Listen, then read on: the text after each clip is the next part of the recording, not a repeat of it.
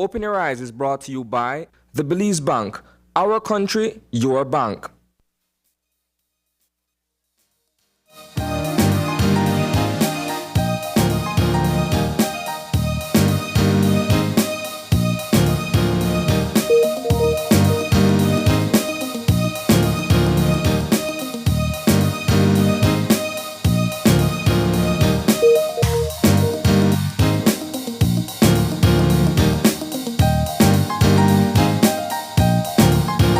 Good morning and welcome to Open Your Eyes. Start your morning right. I'm April Martinez. And I am Isani Ketano. Good morning. Welcome on a bright, early Monday morning. Back to work. Back to work. I just made it out to a friend of mine this morning and the week done. It's Monday and I don't feel like the week is done and it's already Friday. Wow. See, you should be using your weekend to be able to replenish and re-energize. Prepare yourself mentally and physically for the week ahead. You've never been a teacher, have you? Well, see, the thing is, it's in my blood, but I just haven't acted on it. Yeah. And at this age, I don't want to date myself, but I'm perhaps closer to retirement at this point. So teaching is not in the picture. Yeah, no. Actually, I didn't do work this weekend. Okay. I had a really nice surprise visit from my sister, and so everybody just dropped everything and decided to get together and do more family oriented activities. So now that Monday is here, like, okay, I have a time stack to get back on waiting. the hamster wheel. Yes, unfortunately. Yeah. Well, my weekend was pretty relaxing and restful. That's good. I had some time to spend with my siblings and my parents as well. Okay. Right, and I was able to squeeze in some time to, discuss some ideas that a few friends of ours have, and I can't complain. No. I'm recharged and I'm ready for work. So you're ready for discuss and tackle all the unpredictable news lines that are about to take place for this week. It's par for the course for the job that I have. Right. So I just have to keep an open mind for whatever is thrown my way. Right? I don't know how, I tell Paul this all the time, I don't know how you journalists do it. I don't know, I feel like that sense of not knowing, that unpredictability is always just, I'm sure it's a rush and you get to go and experience new things, but. Well, there's a certain high or an adrenaline rush that comes along with not necessarily knowing what you're going to be faced with on a day-to-day basis, at least in this line of work. Yeah. And being able to take the bull by the horns, so to speak, notwithstanding the situation at hand, gives one a sense of satisfaction at the end of the day when you've been able to deliver a story that best depicts what happened or what is happening. I guess we'll hear more about it when you discuss the Eye on the News and see certainly. how you wrap your stories together. But that's what's happening for the weekend, and of course we'll tell you more about what's happening on our show this morning and the weather and so forth. But before we get into all of that, we have to get into our eye opener for today. And our eye opener for today is taken from dailyhum.com, and it goes like this. Just as there are people that support us, we are a supporter to many people, extending the cycle and giving back. Behind each of us stands at least one supporter. This was once thought to be the spouse who ran the home while leaving the other spouse free to work. While this is still one valid scenario, most of us will find that we have other kinds of supporters in our lives. In some cases, our supporters are the people whose help allow us to do the things we're best at, see our obligations, or pursue our dreams. In other cases, our support may come from the people who are there to help us through life's challenges by offering us strength and bolstering our spirit. We have always had supporters around us, whether we notice them or not. No matter where the support comes from, few of us can make it through life without assistance. As we take the time to acknowledge everyone that has ever supported us, we can't help but feel grateful. Understanding our place in our human support system helps us see that just as there are people that support us, We are a supporter to many people. By gratefully accepting the expertise and assistance of our supporters, we can consciously and more easily build a life that we love. We all need each other's support to thrive in this world. Yeah. What do you think? This is a rather good one. Yeah, I like it. For a Monday morning at that. We can't live and operate in isolation of each other. You either need moral support, financial support, emotional support, physical support. The point is that we're not in this alone, right? And while we draw on others to kind of bolster our position in the things that we're doing, our endeavors or what have you, others are equally reliant upon us to do the same. So between man and woman, brother and brother, or people on a whole, there's that sense of symbiosis, right? Definitely. A mutual dependency on each other. Right. And we've never heard of someone who's journeyed through life without needing the help of another. Yeah. I've never heard of that. Yeah. As a matter of fact, when you read the eye opener, the first thing that came to mind was this age-old expression, no man is an island, right? Because at the end of the day, you do need either your family to provide the kind of backing that you need to be able to push forward, or you rely on your friends or your colleagues at work or whomsoever, but there has to be sort of like an ecosystem where everyone depends on another and there's a sense of interconnectivity. I definitely agree with that. And I feel like humans in general, like just by nature, we are social beings.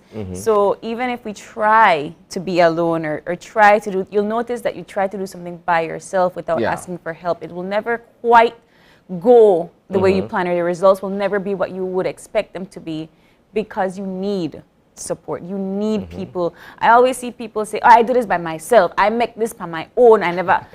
Did you though? Like at somewhere along the way, you had some family, some friends, some partner that helped to guide you, even if they just gave you advice. You know, that is the kind of support that we need. So definitely a good one for a Monday morning to brighten your day, to not forget that there's so many people around that love and support you. And I really like that. But we have to get moving for this morning. And just in time, we have our weather folks from the Meteorological Service to tell us all about the weather for today. Good morning. Hello, good morning, April and Sunny. Good morning. How are you, Catherine? I'm doing okay. No complaints, no regrets. I'm just doing okay. Always good to hear from you, Catherine. So give us the general situation for today. Okay, April and Sunny, we have warm and dry conditions prevailing, and that will continue for the next 24 to 48 hours. And for the next 24 hours, what you can expect in terms of weather, mostly sunny skies, with high temperatures forecast to reach 89 along the coast, 98 inland, and 86 over the mountains. However, with these high forecast temperatures, the National Meteorological Service of Belize continues to issue a heat alert, and we are advising residents, especially those living in the inland areas of the country, are asked to are advised to remain hydrated and avoid outdoor activities as much as possible during the daytime, because these temperatures are very high. So we continue to issue a heat alert. For tonight, you could expect clear to partly cloudy skies, and the temperatures will drop to 78 along the coast, 70 inland, and 65 in the higher elevation. So as you see, the temperatures during the night are a little bit cooler. Okay, besides from an isolated shower and isolated thunderstorms developing over the mountains during the afternoon and evening, elsewhere little to no rainfall is expected. The winds will be coming out of the east at 5 to 10 knots, and the sea state will be slight. So you can see we'll be having a light easterly airflow prevailing across the country. The outlook, as I said, mentioned for the next 24 to 48 hours is for similar weather conditions to prevail. Right. Yes, and you know, a lot of people still going to the beach. We just issue our sargassum forecast that we'll have more sargassum mats are expected to drift onto our beach during the coming days. And for the fire forecast, the risk for forest and bush fires with these high temperatures will continue to be high. That is what we have for you all guys, for today. Thank you so Perfect. much, Thanks a lot, Catherine. Catherine. Thank you. Stay hydrated and stay safe. Especially the people that are living in the inland areas of the country. All right, definitely will do so. Okay, thank you guys. Have a great day and stay safe. You All right, too. you too. Bye-bye. Bye. All right, there you have it for this weather update. I know that we're going to have it on Eye on the News when we talk about like the forest fires and so forth, but I saw a lot of that happening on my social. Yeah, yeah. All right, so let's get into our show with our Eye on the News for today.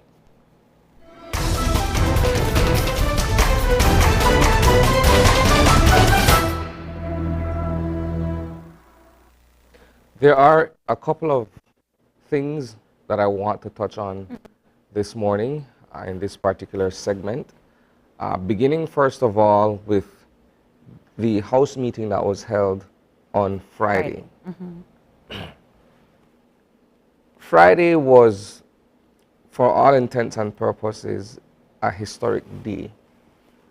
If you followed what transpired inside the National Assembly with the move to pardon posthumously Nora Parham, right? Several decades after she was put to death as a means of a capital punishment sentence that was handed down. And this was in a case where she was accused and subsequently found guilty of the murder of an abusive common law husband. Right? This was in 1963. And over time, when we look back at what took place with the trial and how the decision came to be, many would argue this day that there was a gross miscarriage of justice in the case of Nora Parham. And so what happened in the House of Representatives on Friday was a very, very powerful moment with the minister, Dolores Balderramos Garcia, presenting this motion that would subsequently see her, Nora Parham, not necessarily exonerated, if that's the word, but more so pardoned, right? And this goes to the Governor General of Belize and on to the Belize Advisory Council. Why this is impactful and historic is the fact that for generations, her children and her children's children have carried this burden, right? To see that the matriarch of the family was in this particular abusive situation, and to see that if she was defending herself or she had gotten to a point where, you know, this was perhaps the last resort, then the matter ought to have been dealt with differently by the justice system. You would accept, however, and appreciate that our justice system at that time was perhaps still very nascent. We're coming out of a colonial era, or we're still very much in a colonial time, where the adjudication of matters such as this was fairly new and different. And this is what we had, the first woman, the only woman in Belize's history to have been put to death based on that sentence. I definitely agree with you that it is a historic moment, and I definitely have to give my regards to this government for wanting to do this in a certain way. Personally, and in my opinion, I often feel that she should have been exonerated just because of lack of evidence. And one of the things that we can't do now, especially with the way history is documented, is we can't go back and we can't look at that trial and we can't say for sure that, you know, she should have been found innocent or she should have at least been given another fair trial, right? And one of the things that we definitely can't do is put her to the stand again. Yeah. So for me, the word pardon kind of comes as a misconception of she did it and we're forgiving her. And I don't think that's all actually fair, because we have to, in order for us to do that, we have to go back and rethink about the trial. But this is not the first and only time that we have seen women in history not be able to rewrite the story that was told about them. And Nora Parham is one of the hidden few, and well, not hidden anymore, because thankfully we're able to give her her day in court again. But this is not the first and last time that we've seen women in history be scorned for not being able to have their story properly documented. So let's look at it from this perspective. When you look at what happened with Nora Parham so many years ago, versus when you look at what happened in the case of a good friend of mine, I haven't seen her for a few years, we call her Antichrist, Laverne, right? Where they are in a situation where there's constant physical abuse and what have you, and it creates a situation where at some point these victims will either be forced to defend themselves, lash out, or react, however you choose to describe what the response in that particular situation would be. And there's such a thing called battered woman syndrome, right? Where the person who is constantly abused reaches a tipping point, and well, things happen thereafter. And so when I'm simply saying that when I look at the case of Nora Parham, then the case of Antichrist, who was represented by senior counsel Godfrey Smith, who was successfully able to prove to the court that, you know what, this is what befell the woman in all her years with the individual, and this is what prompted or triggered this particular deadly outcome. Right. And so the court was able to see with that. But see, different times, Yes. a different system and a way of looking at things. Yes. Right? That's why I said I don't think that she was given her fair trial the first time, and unfortunately, she'll never be able to be given that fair trial. It would have been something else, and perhaps we could start looking at cold cases again, where we go back and we look at these mistrials and we see this is a good example of us trying to revamp and decolonize the system. And I know that this is something that this government is trying to do. I'm not being a critic in any kind of way. It's just the term pardon, right? The term pardon is, okay, she was proven guilty, and so now we're just forgiving her for it. And I know it means more to the fact that history was different, right? Yeah. So I completely understand that. I teach about Nora Parham, and it's always this thing that the first and only woman in Belizean history to be hanged. And for these reasons. Yeah. And when there are more questions and answers, it's clear that that something was not right there. What is chilling, if you were able to look at the interview that was done with Nora's eldest son, Harry Parham, and the way he described the situation when he was only but a teenager, having to run to the police station to alert someone at the precinct or at the station that his mother was being physically attacked. And interestingly, it was by a fellow policeman. If the child is running to the police station to report of this thing, well, it's at the hands of a fellow policeman, right? And so he wanted an exoneration. Well, he got a pardon. Well, the family, I should say, received a pardon, right? Which is still very meaningful. I mean, it's an act by the state to recognize that what It was is. done, you know, Was wrong. yes. I'm not disagreeing, but like I said, it's one of those we can't go back and look at the trial. And it honestly should even get us to think about how little our system has evolved. Yeah. And how much work needs to be done, because one of the things that time and time again we've discussed on the show, I've discussed with my friends, is that the system is not there to protect the civilian. It's to protect the persons that enforce the law. Yeah. And for him to say he runs to the police station because his mother is being attacked by somebody that is in the force, what are the chances that there will be any kind of help or support? Yeah. And that really should get us thinking about where we are as a state now in this country. All right, so that was the first thing that I wanted to discuss coming out of the House meeting on Friday. Equally important, and this is proving to be a rather controversial development, where the Trade Licensing Bill 2022 brought before the House of Representatives on Friday is being met with objection from the public Right. in various capacities and at various strata.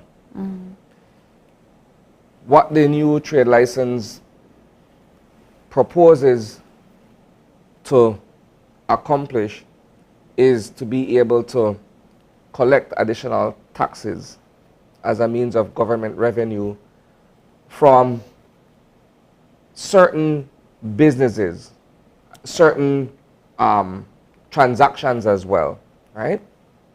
And this expands to include entertainers, to include small business owners on the street side, vendors as we'd call them, as well as people who transact online, Yeah. right? And you would recall that there was a boom in online transactions during the height of the pandemic, Yes. when people were unable to go and stand in line at a store and what have you. And so this created an industry, so to speak, in and of itself. You have Belize you have all of these other companies and businesses that now provide certain services online for local business, right? And so they too now, there's a certain tax threshold that is being applied to these kinds of businesses. Now, I will say this, and I'm coming from the point of view of someone who, in my past life, I was involved in entertainment, right? I managed a radio station for several years, and I know what it is like for DJs, for instance, to earn a living from playing at shows and what have you. I also know that when you're doing promotions and bringing in artists from outside, what that is and what it takes to be able to pull that off, so to speak. And I'll start with the DJs first, right? In most instances, DJs only play either special events or on weekends.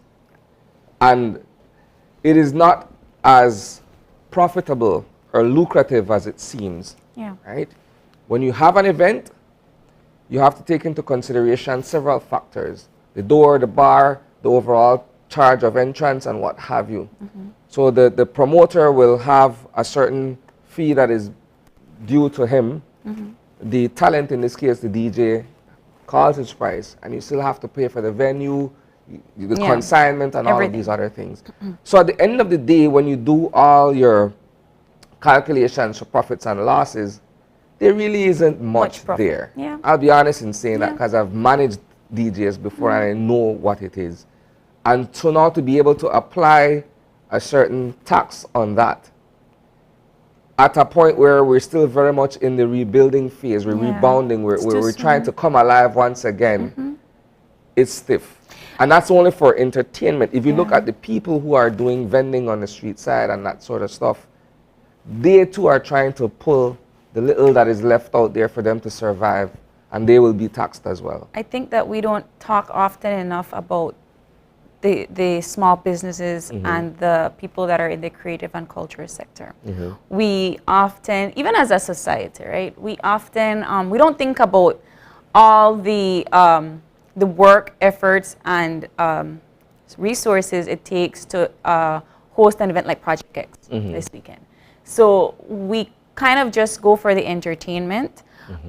We want to be entertained, and we don't think about how much they're getting afterwards, right? I think I saw a post one time with a friend that said somebody wanted to charge her, to pay her $200 for her to play at an event for an entire day. $200. That's nothing. Yeah. You know, for somebody that might not be able to catch a gig the following day. And so for all intents and purposes, as a society, we don't think about artists. We don't think about people in the creative sector as professionals. Yeah. We don't take them seriously enough to pay them like that. That $500 that they work, we know what we want. You know, give me a lead discount for the, you know. It's and a culture we've created where we try to beat down everything, you know. So it kind of struck, like, I was very surprised that the government would now try to implement a tax on these creative and small businesses, because we haven't even gone into a conversation about the orange economy. Yeah. You know, so we don't even value as a society the amount of money that should be given to people that that work in these sectors. So I think that we need to come back and revise this one again. Well, there should also be public consultation on matters of this nature. Sani, when have we ever gotten public consultations about anything?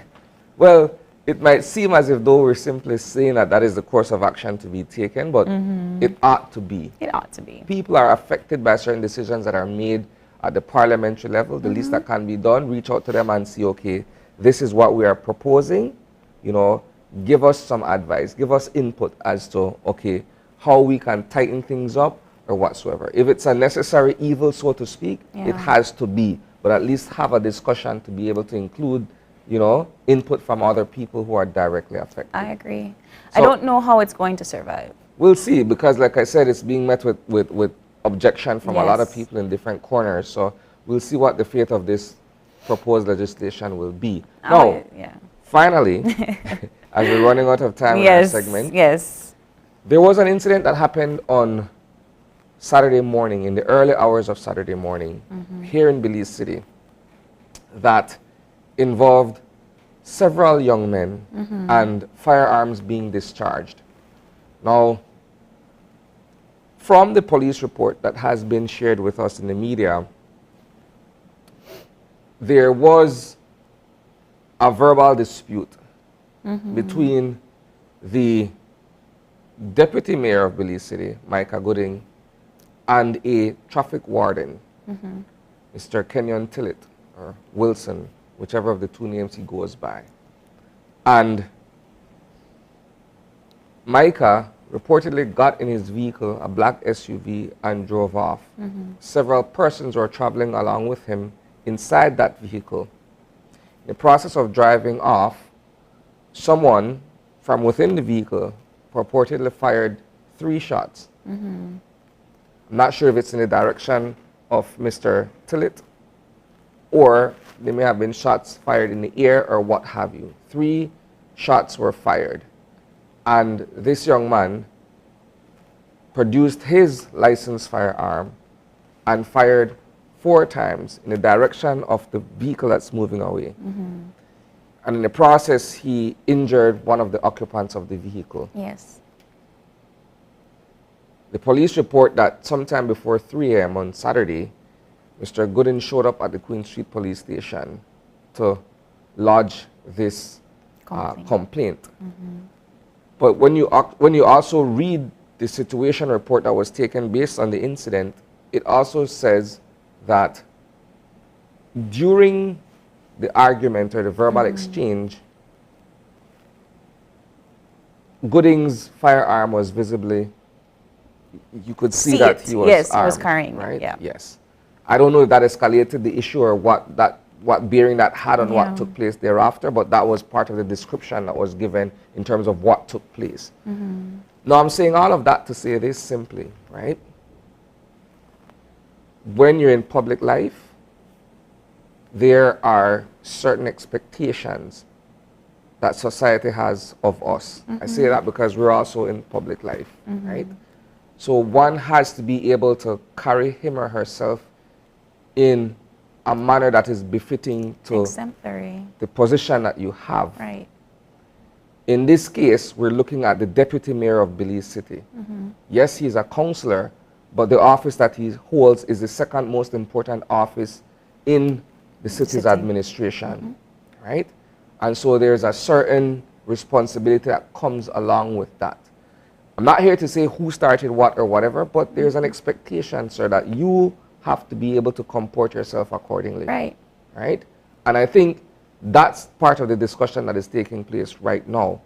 And I know that there will be a police press briefing later this morning where we'll seek to get some answers as to what really took place and who are the parties that are culpable.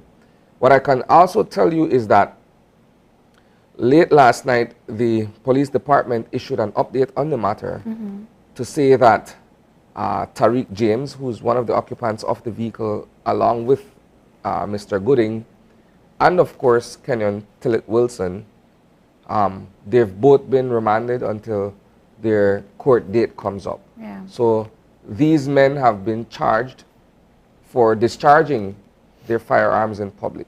Yeah. Right? And again, like I said, we'll seek to get more answers on that later today.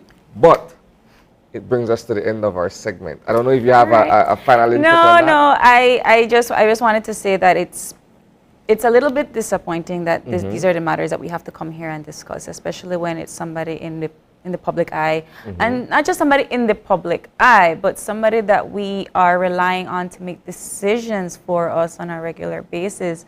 You know, these are not the kind of things that we want somebody that we have elected in a high position to be a part of.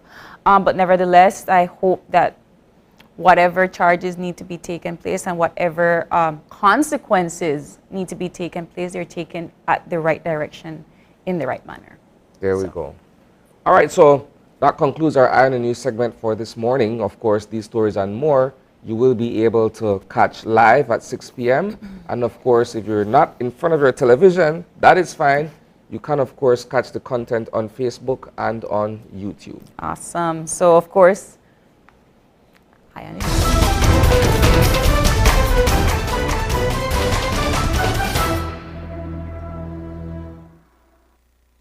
No matter how much times we do this, I always forget there's a jingle for Eye on the News. So you have to give me another year or so. But we have to move on with our show for today. And we have some wonderful conversations lined up for this morning.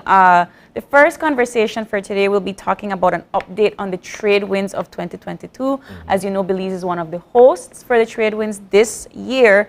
So we'll have two guests lined up for us this morning that will come here to talk about the multinational military exercise that is taking place here. And of course, when we look at what's happening within the media, there's always need for continued professional development, right? And so this morning we will be joined by the organizers of the Caribbean Media Training, right? And they will be discussing with us some of the programs or activities that they have in place for interested persons in the media to take part. That should be, these are going to be wonderful conversations, but before we get into it, we have to take a short break, and when we get back, an update on the trade winds of 2022. So stay tuned.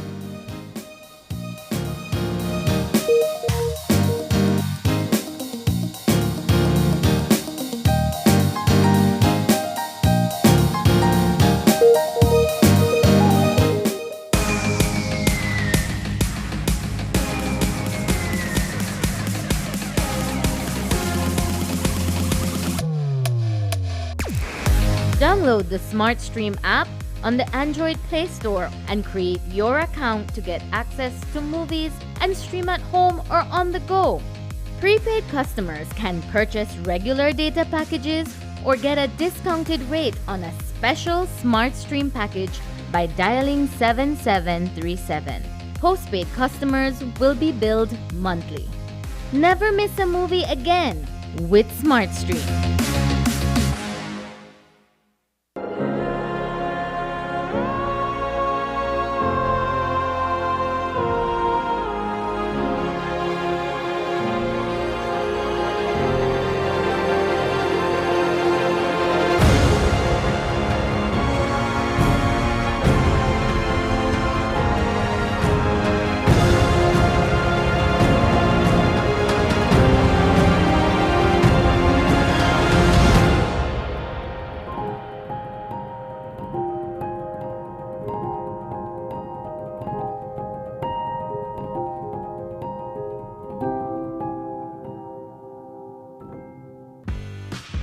After a rough week of school, Jake and his friends decide to treat themselves to frozen coffee.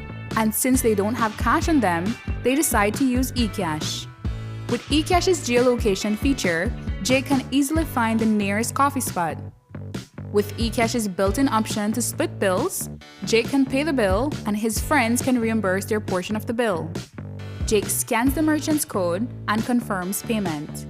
Jake then views his transaction history and taps on the transaction recently made, then taps the Split the Bill button where he selects the Evenly option to evenly split the bill. The application splits the bill automatically. His friends receive and accept the request. Geolocation and splitting the bill via eCash makes Jake enjoy his digital lifestyle. Are you looking for low-cost television advertising? Have we got a deal for you? Advertise on Channel 5's Daily Classifieds.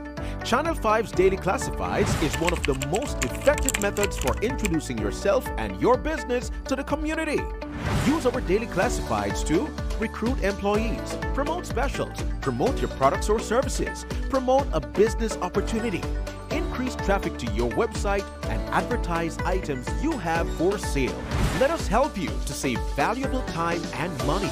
Call us today at 280-0013 or visit us at our offices on Coney Drive to discuss how we can help your business grow affordably.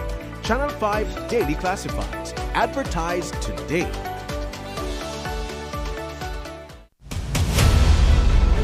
Dwayne Moody, Isani Cayetano, Marian Ali, Paul Lopez.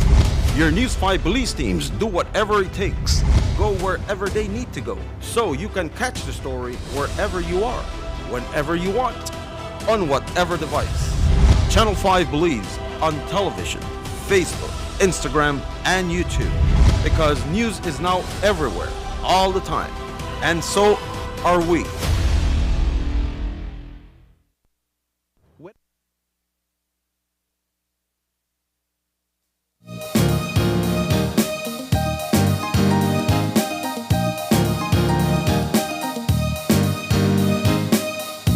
And welcome back. We have been joined in studio for our first segment of the morning by members of the Belize Coast Guard. We have with us Lieutenant Commander Roque Canul. Good morning. Morning. We also have with us Lieutenant Commander Ray Good. Good morning. Good morning. These gentlemen are both here this morning to discuss via an update the Trade Winds 2022 and of course Belize's involvement in this multinational training exercise, right? Right. Let's begin there. For the average person who may not necessarily be familiar with what Trade Winds is, Yes. right? What is it and why is this important in terms of being able to participate in this particular initiative with other countries within the region? Let's begin with you, Roque. Yeah, sure. First of all, well, good morning. Thanks for having us. Trade Winds is, as you rightly mentioned, this specific session is an update because it all began a week ago on the 7th of May. It's an exercise, a 2 weeks exercise, and then as well it is indeed a multinational, multi-purpose exercise. Basically, this is the objective of the exercise is to build the capacity of the U.S. forces along with partner nations, meaning for the most part partner nations of the Caribbean. We have countries such as Colombia, Dominican Republic, Suriname. So it's a huge exercise.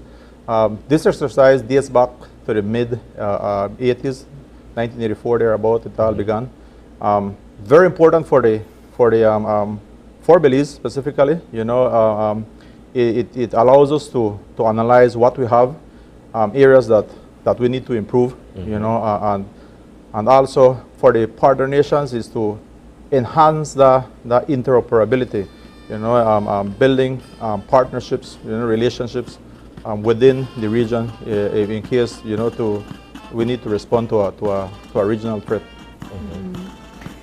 So I know that Belize and Mexico are hosting it, but who are the other countries that are taking part in this? We have a total of 22 countries taking part, and they are from, you know, Antigua, Barbuda, Bahamas, Suriname. You know, there are countries that are taking part in the. Okay, and who is implementing the exercise techniques and so forth? It is a U.S. Southcom sponsored exercise. So I don't know if you want to butt in. Right. So all of this is in support of Southcom, their plan, their theater plan, and as Belize, as he mentioned, rightly mentioned, we are the host country now, and every year this training happens at different countries, and every year at different countries the host country. So it's happening in Belize, and we are the host country, along with Mexico, because one part of it takes place in Mexico due to the patrol boats, the cutter track, and but all of this is coordinated between the U.S.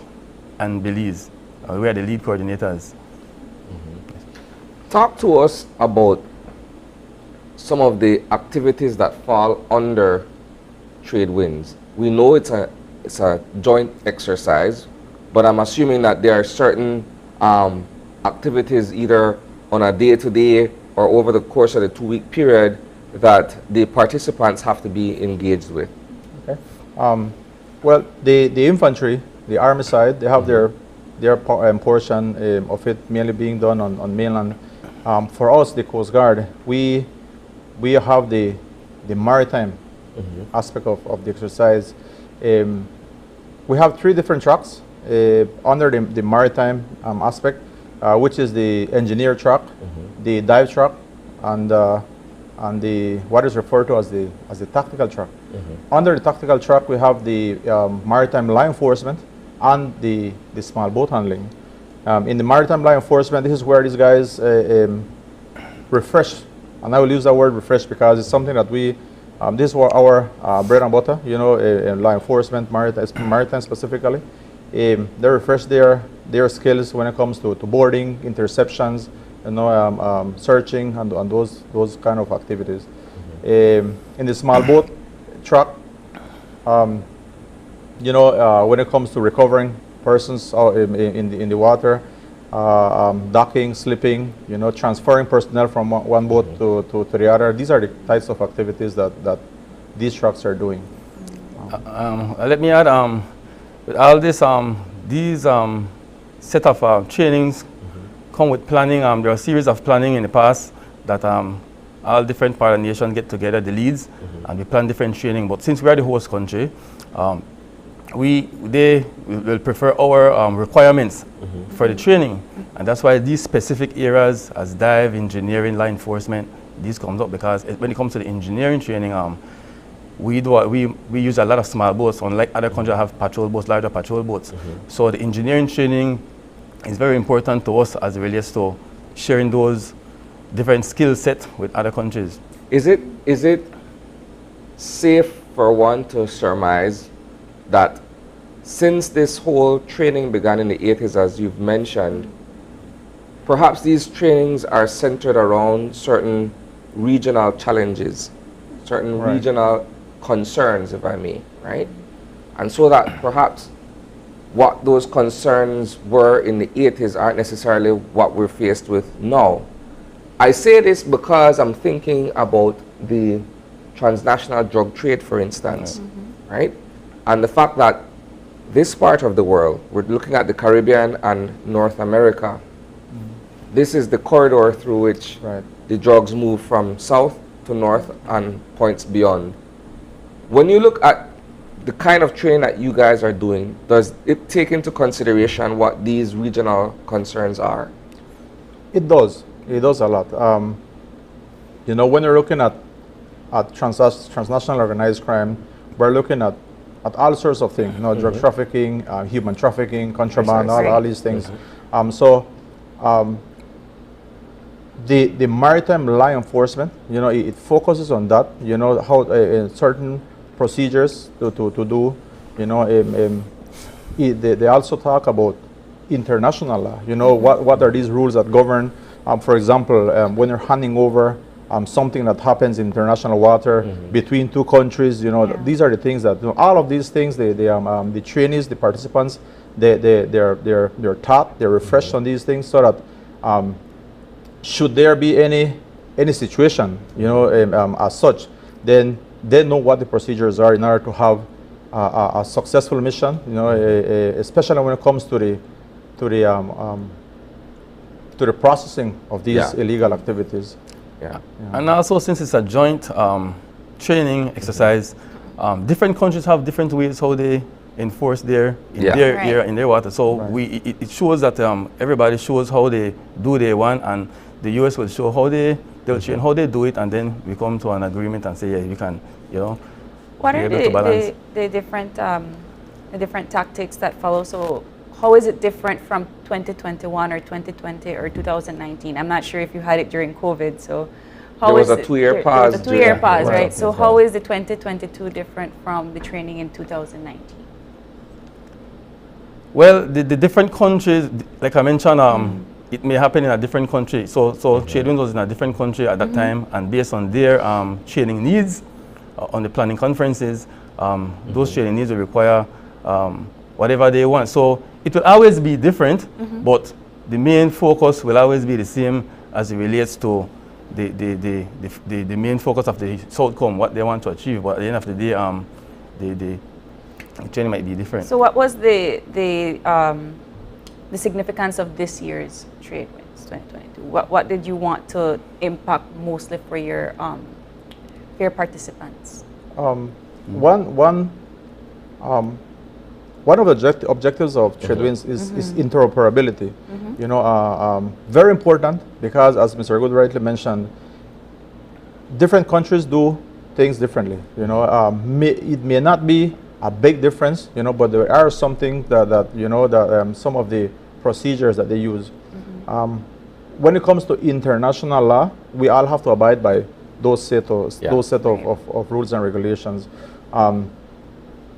One of the things that we wanted to achieve as the Belize Coast Guard is here, and perhaps it will be one of the high points for us this year, is that live training. You know, having paused for a period of time due to COVID, our sailors are eager to go back and do something, you know, what they're used to, and to do it at this regional level. You know, it only enhances their motivation, you know, to be working along with members of partner nations.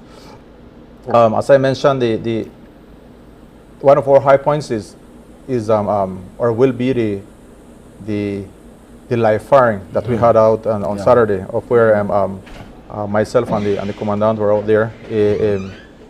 I'm pretty sure that the sailors were looking for this. You know, it's a different environment. For the most part, we do all our firings on land, you know, but in reality, the area where we operate, the environment, you know, is out in the maritime domain. So the participants got to feel, you know, the difference between firing from a stable position to firing from a boat where, you know, is moving, the boat is moving, the target is moving. So that is good. Right. Exactly. And in addition to that, our jumpers, you know, the Belize Coast Guard also has paratroopers. You know, we had 8 guys who jumped out. It was last week Sunday. You know, so those, I would say, those are the 2 high points, you know, of our, you know, of our organization. I'm glad that you mentioned this, because my follow-up question would have been, how does this enhance the capabilities of our local forces, not only the Coast Guard, but the Belize Defense Force and any other agency within the law enforcement apparatus or national security apparatus, should I say, that are participating. Yeah, it gives us the opportunity to realize, that as the security forces of the country, we are here to do this together.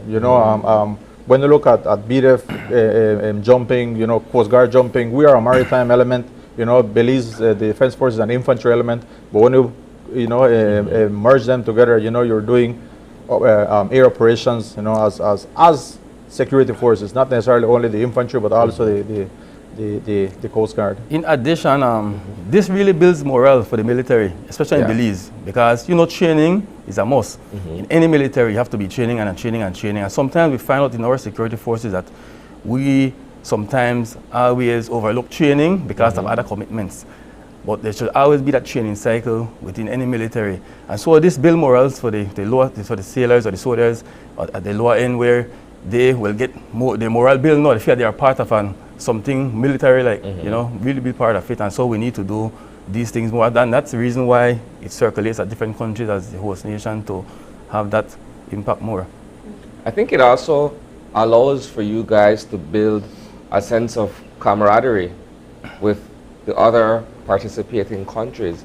I say that because I could recall, this may have been like 2013 or 14, I took a trip to Antigua, and that year they were hosting trade winds.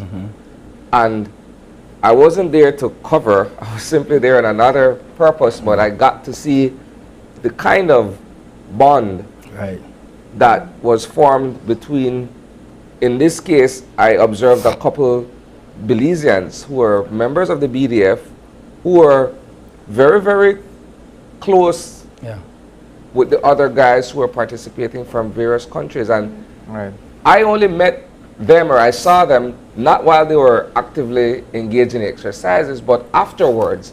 The kind of friendliness and, it builds camaraderie. I'm glad that you said that, because the Coast Guard and the BDF, we do a lot of international training. That's a continuous thing. Just COVID slow it down a bit, but we meet a lot of people all over the world. And as you rightfully said, since this trade winds from the planning conference, I managed to meet people that I did my officer course with, other members that I did training with, and I'm sure Mr. Canola also did the same. And other members in the Coast Guard, they meet people that they work with before, met on some training before. So it's an interaction of our military in the region, and it's very good for that. I understand the need for the training, the need to enhance, to build morale, to build camaraderie, and so forth. When it comes to who is participating in terms of the participants, what is it that you need them to do? Who is eligible for the training? Is it for everybody? How does it work? It all depends. Prior to the actual exercise, we have different phases, planning phases, and as these conferences go along, and depending on the areas that need to be filled, the countries decide who will do what when it comes to the participants. For example, at the highest level within the trade winds exercise is the Caribbean Task Force. This is where all the staff positions are. These are high level positions, and high ranking officers who, and then all the way down to for our side, the small boat handling, maritime law enforcement part. These are actually people crew members. Sorry, we refer to them as crew members who will be providing security for boardings, who will actually board those boats. So it differs depending on what post they're filling within their exercise.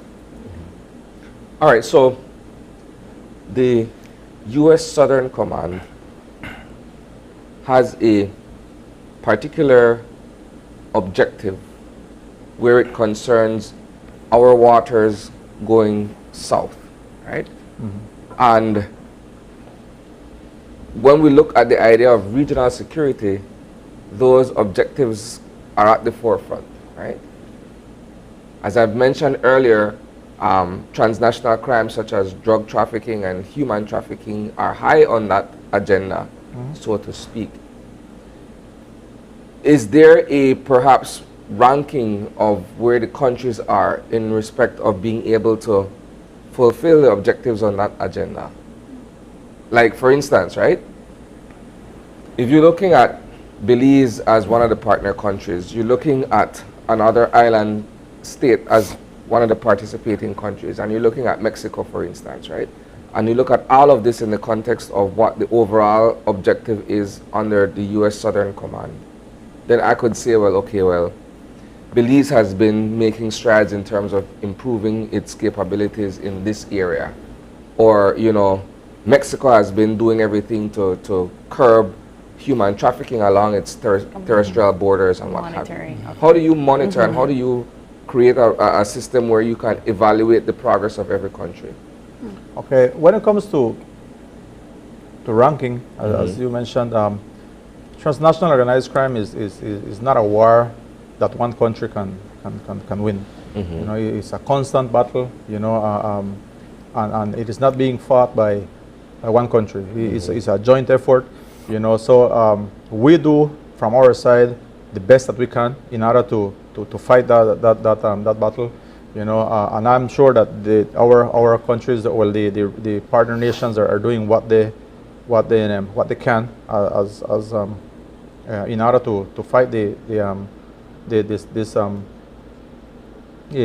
transnational organized crime.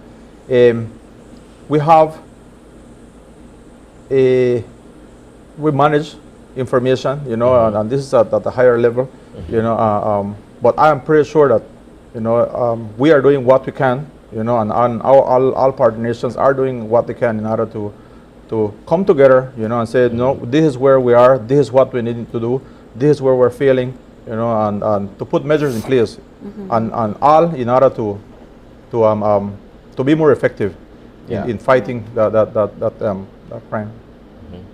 So being able to have the members at the tactical level being able to do their job professionally on the ground, that is what's important for these trainings. At the strategic level, this discussion that you asked will be, that's beyond our control at that time, but basically getting the guys, the sailors, the soldiers to do what they're supposed to do on a professional level on the ground and performing their duties efficiently, that is what's important. As Belize, as the host country, how do you select your participants to be a part of the training?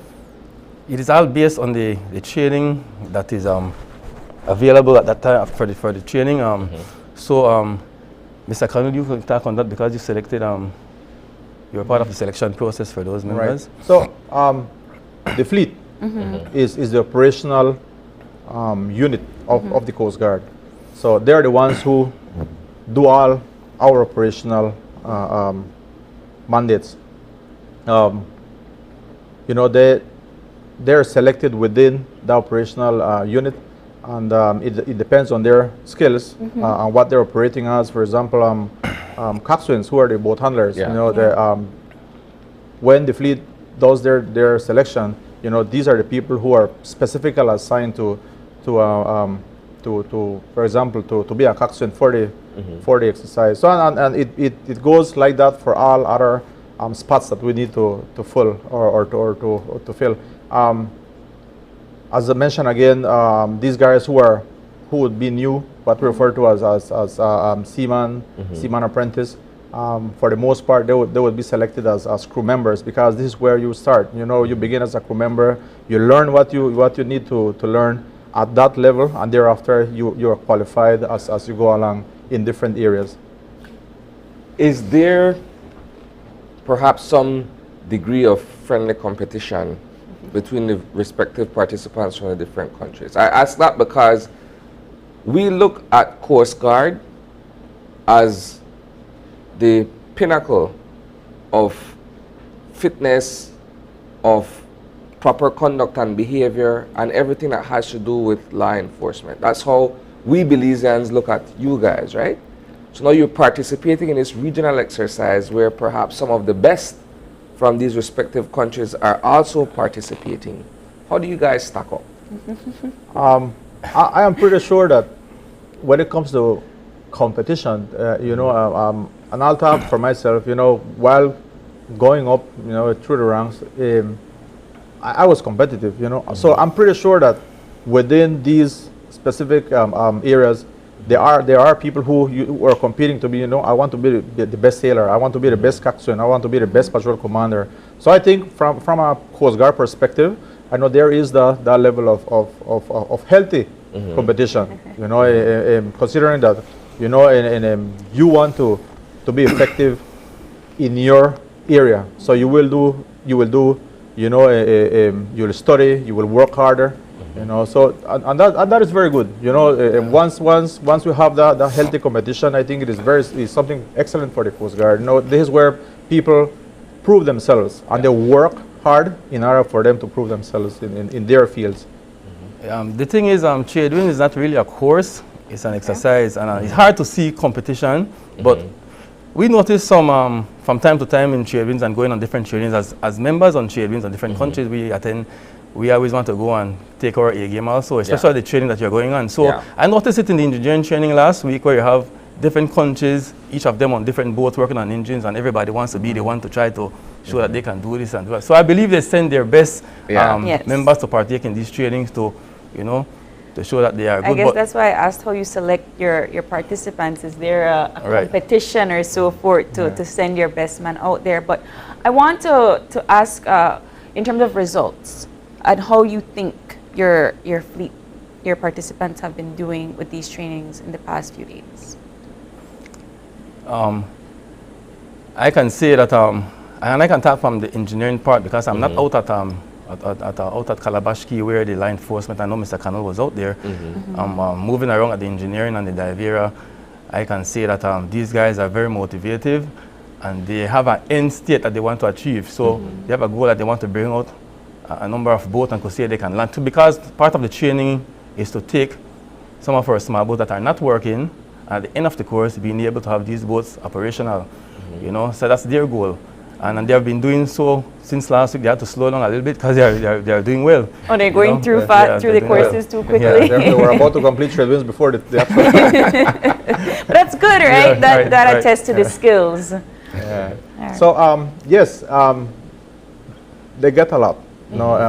I'm keeping in contact with our guys who are working at the Caribbean Task Force, and on a daily basis, they're constantly saying, we learn a lot. We're learning a lot, things that we're looking at more of a higher level operations, administration, running of operations, analyzing missions, gathering information for missions, and it's a positive comeback. Every day I call him and what's new, I mean, it's excellent. We learned something new today, something that I had never heard about. So this is one of the achievements, within trade winds to expose our guys to different levels, so that at the end of the training they can say, well, it was successful. I mean, it's something that we need to continue taking part or being part of, and it's for all levels. We try to do our best to keep training, our guys, so that when exercises like these come up, they know that it is not something new that they're venturing into. I'm ready to go. I know what to do.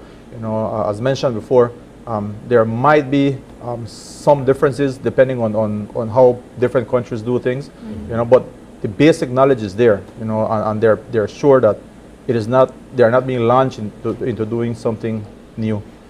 You've mentioned Calabash Key.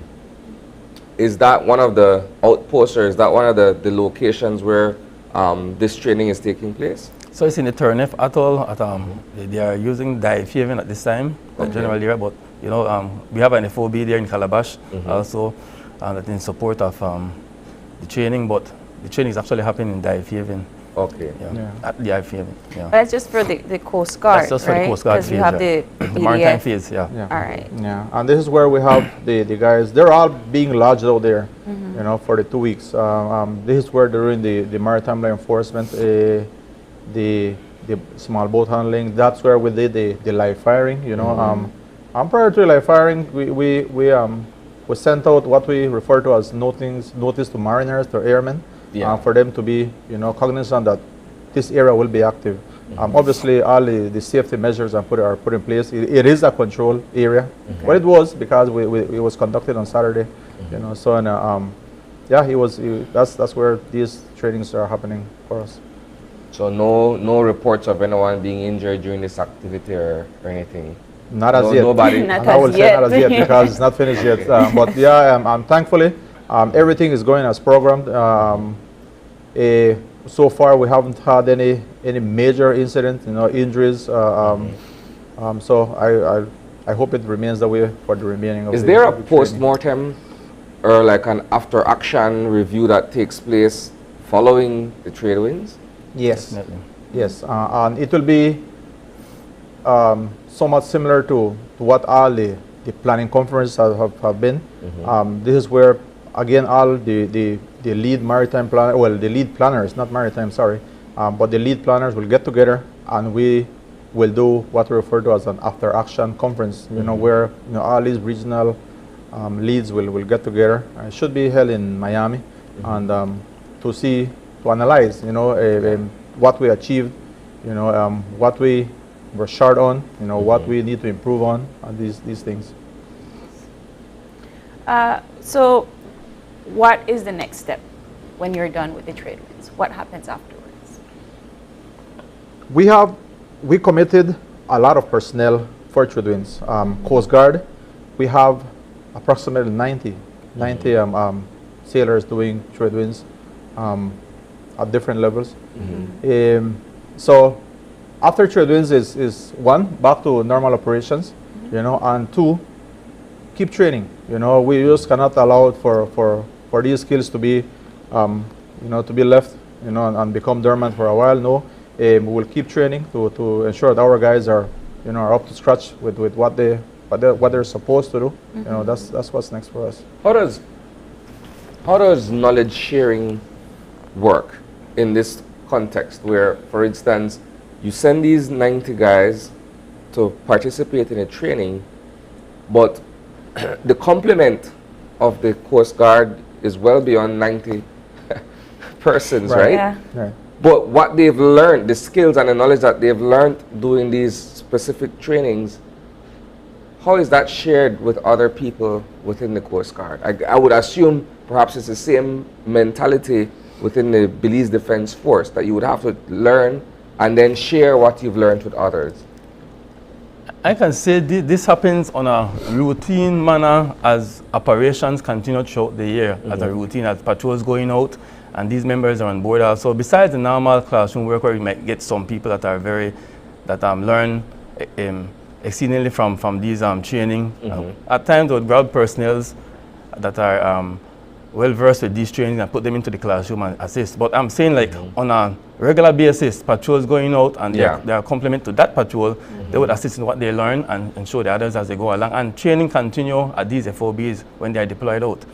So that's how we can say the training continues, no? Educating each other. Additionally, we have what we refer to as mentors, and mentors meaning assistant instructors, people who are versed with the area where we are operating for now. For the most part, we have participated in trade winds as trainees. Now, it is the intent of the commandant to raise the bar, and actually have instructors in trade winds exercise in the future, So for this one specifically, that's the reason for those mentors to be out there as assistant instructors, and these people who are out there playing this role, they are people who are instructors. They're petty officers for the most part who are instructors for the Belize Coast Guard. So they go out there, they refresh again their instructing skills. They're being used as somewhat assistant instructors, so that when they come back, they can impart what they learn.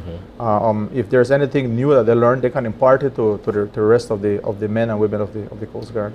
I would imagine that trade winds is something of like a diplomatic exercise, right? We kind of mingle and we kind of train with the people who we are friendly with in terms of different countries.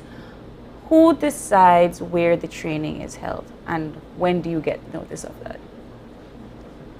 You mean the country or Yes, the location? the location and the countries, yeah. Yeah, that's not our control. That's Okay. from Southcom. Okay. They decide that there's a rotation that happens, and based on the needs of the training or based on what they want to achieve, they'll decide what country they want to use for that. So what was Belize's main focus for providing the services this year? What did you guys have to bring to the table? Belize focus a lot on the maritime phase. I'm Yes. talking, right? Yes. We are, would say, experts in small boat handling. We that's our bread and butter. And Okay. a lot of the Caribbean countries, because they did patrol boats, Yeah. yes, of course, they are outnumbered us in that because we do not have patrol boats. But when it comes to small boats, we do that. We operate small boats a lot, and so they believe when it comes to counter narcotics and stuff like that, in the areas that we have the islands and different areas to maneuver, small boats operations is very important at this time, and I believe we will bring that to the table for this trade winds. Excellent. All right. So, is there, as we narrow down the end of this discussion, is there anything that we should look forward to for the remainder of Tradewinds 2022? Well, yeah, we have the culminating exercise is taking place between the 17th and the 19th. This is where scenarios are put together, and then they're put into practice during these 3 days. We're having a ship, what we refer to as a cutter from Mexico coming in, and this is where you see how cutter operations and small boat operations merge. Whereby you have these two different sizes of vessels operating in our waters to achieve one goal. It's a very good exercise, a very good experience. A lot of planning behind that. We have what we excel on in our small boats. This is what we live by. Operating small boats, intercepting in small boats. So that is one of the big events for the exercise, the culminating exercise, and I'm pretty sure that the sailors are eager to be taking part in that. I think one thing we didn't mention here as it relates to takeaways from this training is communication, because there's a big focus on communication for this training also, and with that training also the patrol boat will be having the aircraft that will be supporting it also on how to communicate with the aircraft and pinpoint certain locations. But communication was a key factor that the commandant stressed on, and we also have other companies that came in, the Aeronet system that to test other communicating systems, because at sea it's different from land when it comes to communication. So that is a very important point for us also. All right. Well, thank you, gentlemen, for coming in, and I guess we'll get another update once the exercise is over. Sure. Well, we are having a closing ceremony on Friday, right. and the Coast Guard is in charge of the closing ceremony, and so that's another big event. You uncovered it. Thank you, gentlemen. And we're completely out of time, and so we'll take another short break and we'll continue the conversation when we get back.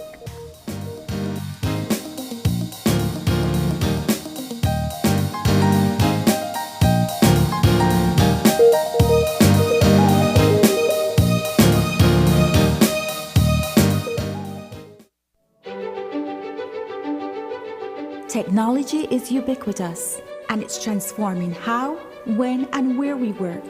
Fulltech Systems is placing award-winning devices in the hands of information workers, allowing them to work without compromise in a world without wires, to innovate, create, and to maximize productivity anytime, anywhere, satisfying the needs of the desk-centric remote and field worker and every other worker in between. We are providing the industry's best devices to businesses going through the process of digital transformation. Partner with us today to provide the solutions that will allow your employees to work effectively and efficiently to enhance your customers' experience.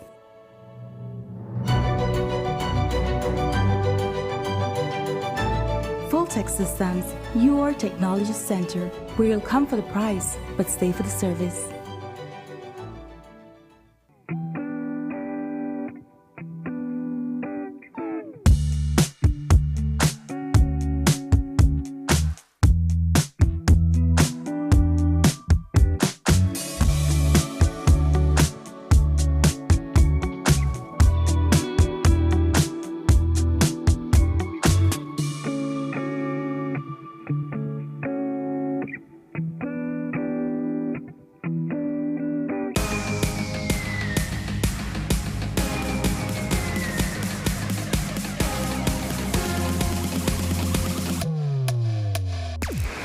Download the SmartStream app on the Android Play Store and create your account to get access to movies and stream at home or on the go.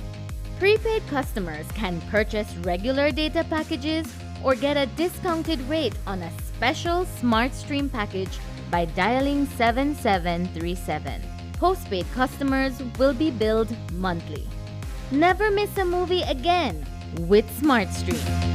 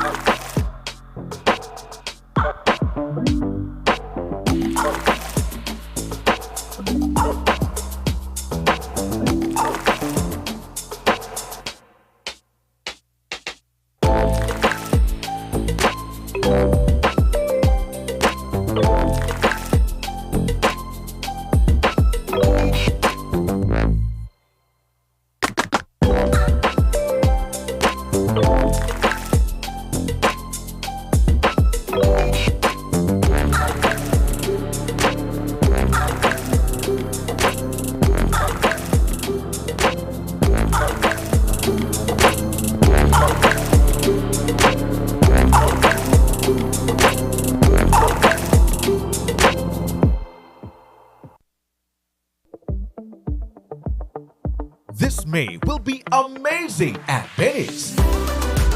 Get amazing deals and great gifts from Mom. We have Pyrex bakeware, Chicago cutlery knife sets, Corningware, Snapware, and the elegant yet durable Coral dinnerware sets at amazing prices. Check out our impressive line of Sankey appliances and much, much more. Take advantage of these amazing deals all May long only at Benny's, celebrating 75 years of quality and savings.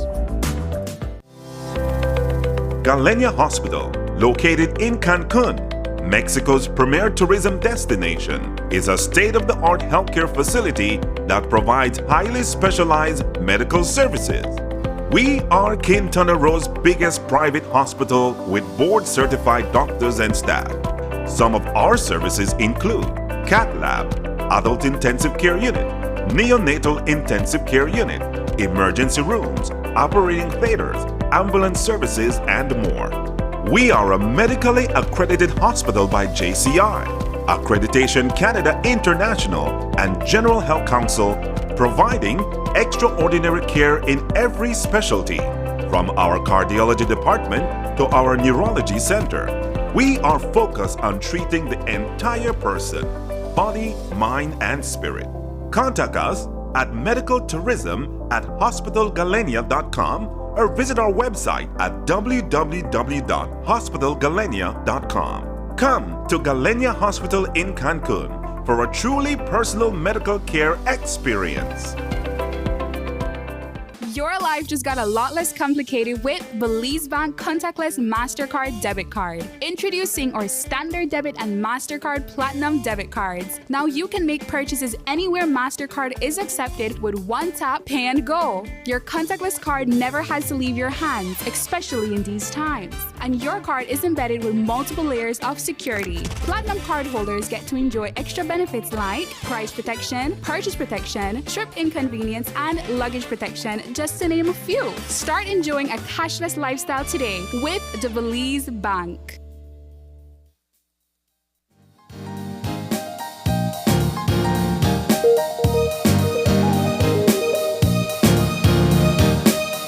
And we are back with our second conversation this morning. Joining us in studio and Zoom, we have members of the Caribbean Media Training. We have one of the organizers, Ms. Deidre Haylock, and one of the representatives from the Caribbean Media Association and media trainer, Wesley Gibbings. Good morning to you both. Good morning, and thanks for having us. Great to be here. So, again, we were just talking off camera, and I said I have no idea what this is. So please, for a novice like myself and for those of you watching, what is the Caribbean Media Training and why is it important for us to even have this discussion? Well, April, from the time I came back after studying journalism, I wanted to see a fuller media training offered to Belizeans here, because that opportunity to go away is not there for everyone. Right. And so back then I started on a very junior level, and I started training persons in different organizations to have their own media shows to promote their messages and their agenda. Some years later, I took the lobbying a little higher and tried to see if we could get the tertiaries to reintroduce some kind of formal certificate training of a sort, because that's how I was formally introduced. I started with the media informally at 15 at Coconut Wireless in San Pedro, just showing up after school, writing news, editing copy, and I liked it. And then I came back to the city and I met Tanya York, and Broadcasting Corporation of Belize was in full swing then, and her dad was in charge of Friends FM then. Ed York, right? Right, Ed York, God rest his soul. And we lobbied to have a music teenage show. And we started doing it, and that was how both her and I were introduced into what the UWI School of Continuing Studies had then in Belize, which was a certificate course that was done on Saturdays for persons who were working in the media. And that was my first official training. And I realized the value of what that meant for you determining what you wanted to do in a career, and liking it and learning the basics and the nuts and bolts. So over the years, things changed and that course disappeared. Sixth form used to offer electives, and those kind of disappeared. And so I started lobbying and pushing and, just knocking on doors and seeing where it would go. In 2017, I think I had a meeting with representatives from Galen, and they were looking at how they can do that. One of the big things that has always impacted from a reintroduction is the level of interest. Because yes, they're educational institutions, but they have to pay for these professors. It's a heavily resource-based field if you're going to go into broadcasting, per se. And you have, if you don't have the equipment of your own as a school, then you have to have relationships with media houses so that they become the practicum environment for the persons. And that didn't take off.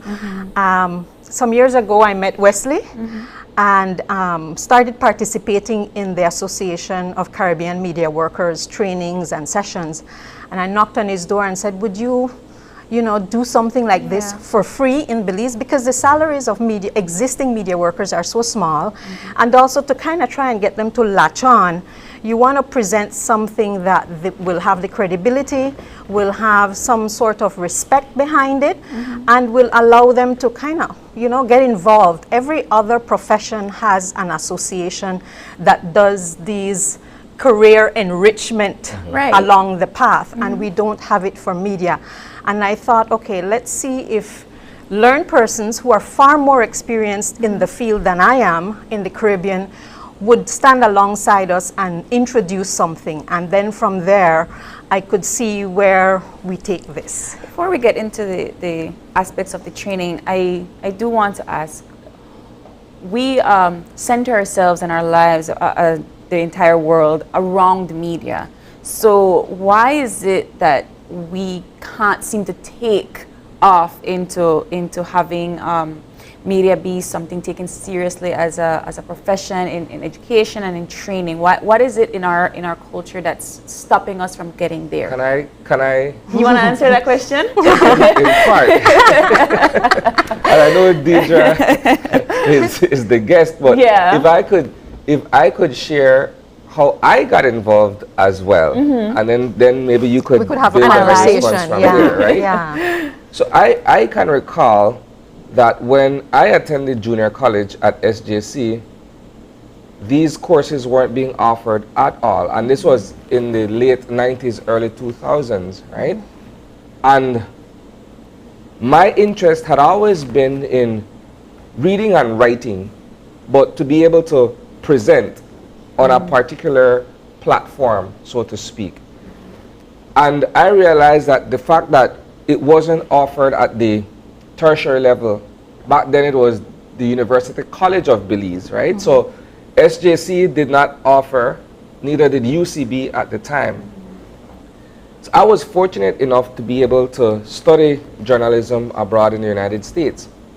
When I came back, what I observed in terms of the landscape was that the media houses weren't too big on hiring the people who are qualified in the area. Come back with your diploma that says, okay, I am, at a bachelor's or a master's degree level in terms of my studies of journalism. What I observed instead was the fact that they took young people with a certain proficiency in the English language, right?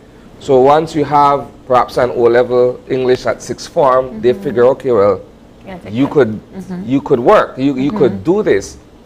But I think what they fail to realize is that journalism is a discipline. It's not only technical proficiency in being able to write a sentence in English, it's more your ability to be able to conduct an interview and gather information, processing and then presenting that information to an audience that is diverse, with people who have various degrees of knowledge of a subject area. And so that was my thing, right? I saw that and I said, okay, well, this is what I've learned, and I'm in a field or an area where I'm competing with other people for a job that they don't necessarily have all of that skill set. But the employer is okay with that because they figure you learn as you go along. I think that has worked for and against us in terms of the development of media in Belize. Because while it's baptism by fire and you'll gradually learn, in terms of being able to adhere to and uphold certain code of ethics and the responsible way of reporting, that misses a lot of people who don't have the opportunity to train or to get the formal education. Isani's experience is not much different from mine. After I finished with UWI, I finished sixth form, and I was able to get a scholarship to go away and study. And I did my studies at a Christian university. And so responsible journalism, responsible media and media management were enforced. But even outside of that Christian education setting, it is a discipline. And when you get the opportunity to become exposed, you learn that. The responsibilities are high for a media worker, a journalist. Anybody that can put up a mic and speak on an issue, the responsibility is high because you have the potential to influence, to shape. And I did see some of that. When I came back December 95, January 96, 23 years old, and I was on Channel 5 anchoring news and reporting news. And even though I had done the training, I had been a news anchor on my university television station, I had been a weather person on the television station, I had worked on the radio station. When you get behind that mic and you realize the power of what is in front of you, it can be daunting. And what I've learned is that, like Isani said, the persons who've had the opportunity for the formal education appreciate the disciplines and the structure around it. That gets lost if that exposure is not there. And that's particularly one of the reasons why I kept agitating, because I realized that I received a blessing, I received an opportunity that not everybody will have. And if this profession that I'm liking is to grow and develop, then we within it also have to grow and develop, because that's how it will earn the respect. Right. When I worked at, when I went to sixth form, there were 2 electives. By the time Isani got there, those were gone. When I started at television station, there was a fractioned association, and then it disappeared by the time the 1998 elections was rolling around. It just defunct. And so I was left with that yearning to see that happen. And I remember around that time we had also a U.S. ambassador, a female U.S. ambassador, who was also a journalist. And I used to have conversations with her about getting an association going. And there's some obvious challenges with doing that, but it never left my yearning. And so I'm hoping that with this opportunity for a training, we can develop a nucleus of persons. And in my aspirations towards an institute to keep training refreshers going on, we can have a nucleus of current media persons who I can try to assist through the institute that I'm working with an attorney for us to register and get started, for us to propel that. Because the responsibility of answering your question of being respected and recognized lies with us who love the profession and who perform in the profession, so that we can set for ourselves the standards and the ethics that we would like to see for our profession in Belize. The Bar Association does that for the legal profession.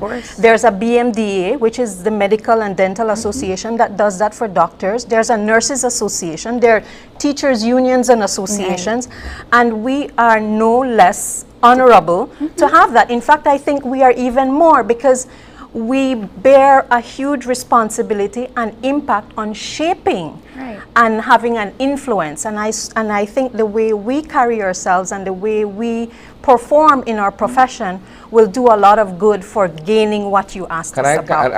And I'm glad that you've mentioned all of that. But as someone who is presently active in the media, in journalism, what I've also observed is that there are competing interests that unfortunately prevent us from being able to form an association, to be able to look after the best interests of those persons who are media workers. Because you look at various media houses and companies, everybody has their own agenda that they put forward before they look at being able to strengthen the capacities of those that work. Well, I think one of the challenges with the previous association is that the editors, who were more than often at that time the owners, were part of that association. And yes, there's a place for editors, owners to have an association, or particularly the owners to have an association, but that is a different, that's a horse of a different color. The technical workers do need that so that they can shape that, and it should be apart from what the owners and the owners' interests are. Exactly, and so I do want to get into the actual training itself, and I do want to bring Wesley into the conversation as the media trainer at the Caribbean Media Association. So, Mr. Gibbings, can you walk us through what the trainings will look like, and how is the Caribbean Media Association a part of it? Well, thanks for the question, April. Much of what Isani and Deidre have said resonate very clearly with us at the Association of Caribbean Media Workers. And Isani raised some very important points. And I think if I can just provide a little bit of a backstory in terms of the development of the ACM over the years. The ACM was really founded on 3 basic pillars. One, and the first and foremost, is press freedom advocacy. It is at the base, at the philosophical foundation of everything we do. So even in pursuit of the other 2 pillars, the other one being regional networking. And we're very, very happy to be associated with this event on May the 28th, because it provides us with an opportunity to spread our wings even wider than they have been spread before. And just by the way, the journalists in St. Kitts and Nevis have recently revived their national organization, and they asked to be a part of this.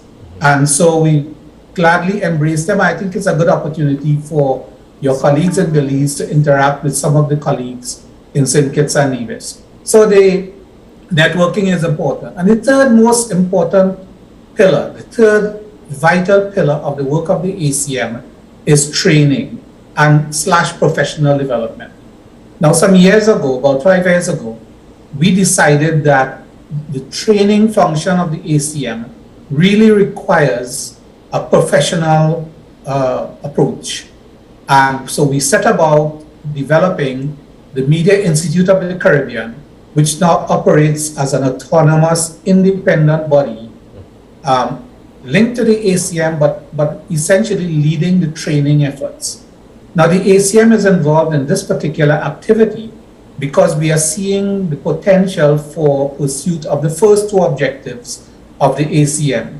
So we envisage that there will be further interactions with the Belizean media, or specifically on key features of training, because as both as Isani and Deidre have said, you're dealing with a wide variety of very specific skills, and they need to be attended to in at a fair level of detail. Now, Deidre will tell you that at the MIC, we have not only pursued sort of generic media skills, but subject-specific skills as well. And one point, before I get into the details of the program, I followed the interview you did on Tradewinds 2022, and so much of it resonated with what we're dealing with now, that you could probably swap the metaphors, because the Tradewinds exercise is regional in scope, but is intended to pursue the more fluent, the more fluid, and more effective pursuit of the protection and the safety of our people. And if it's one lesson, one takeaway from this pandemic period, is the indispensability of strong media in the face of great social need. And the journalists and the people of Belize would do well to understand that particular point. I'm noticing the draft for the event on the 28th, and based on just everything that we have been discussing this morning, I don't think half a day is enough. So because this is your first this is a wet your foot, peak interest kind of activity. And so can you tell us a little bit more about the activities and what hopefully people can expect at this training? Okay, well, there are 4 different topics, as you saw from the agenda, and we tried to hit certain high points, looking at journalism and law, looking at the ethics of journalism, looking at verification and fact-checking, and also looking at where we're at in the development of media, because now we have digital media.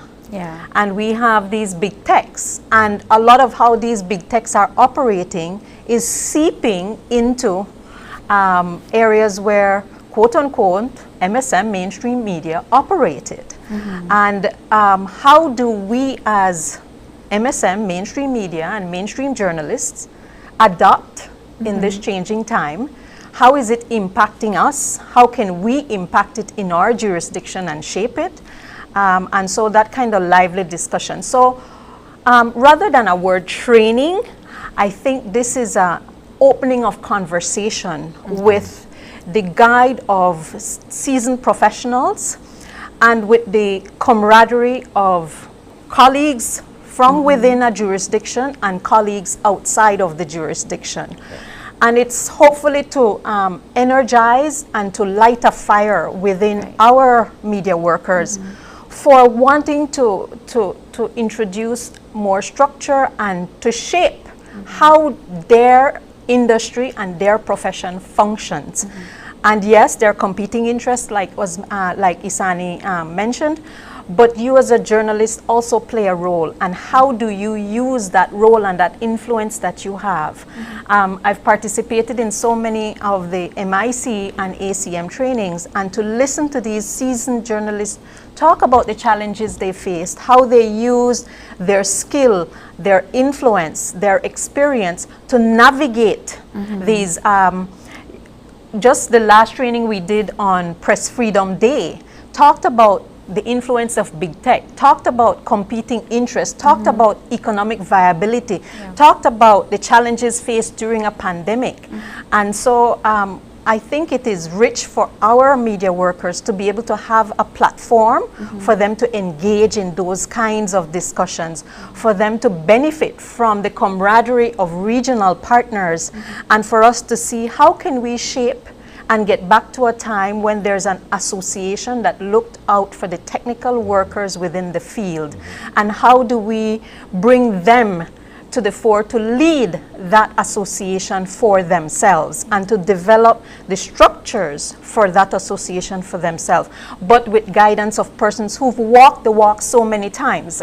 Wesley just mentioned St. Kitts coming back on board. So we're not the only country dealing with struggles to get ourselves formalized and to have representational force for us at the level that we need to have. And so I think their learning experiences and the successes that they've achieved in the Caribbean can help us, because we're not much different from their jurisdictional experiences, their political experiences, their social climate.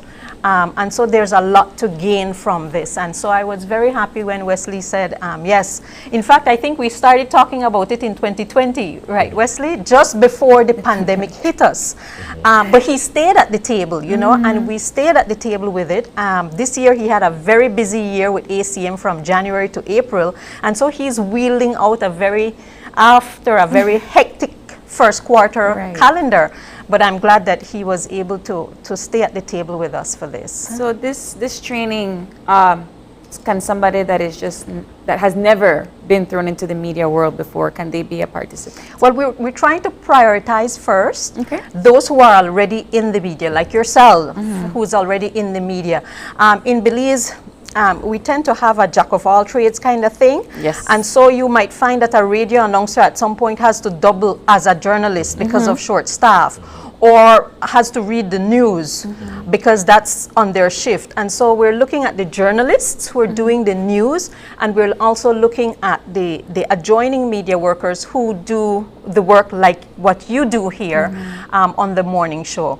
And thereafter then we can look outside of that, but we really are hoping that those that are in the field would latch on. The training is, of course, virtual, because our trainers are all in the Caribbean, and I would like Wesley to speak about a couple of the big names that have latched on to this. The training is free. It is Saturday, May 28th at the Belize Institute of Management, and I would like to recognize them for the very minimal charge that they and partnership that they offered to host us. The reason why we're still having a venue is because, at least for those that are in the city, we'd like to have them in one place so that camaraderie and that dynamics work. But also, if you're in the districts, it's virtual. There's a link, so we can get it to you in the districts as well for you to be able to log on and participate as well. But for those in the city, we're trying to see if we can develop an energy. As Isani said, there's not an association. There's some challenges with bringing us together, and I think the more we bring ourselves together in a room in this kind of a forum, the better the camaraderie, and then we can really look at springboarding towards the association and that kind of formality for us. Okay, well then I will pass it over to Wesley then, so he can talk more about the participants and the trainers involved in the training for the 20th. Yes. Now, this will be the first sort of hybrid event that we have been having over the past 2 years, because we're doing everything virtually.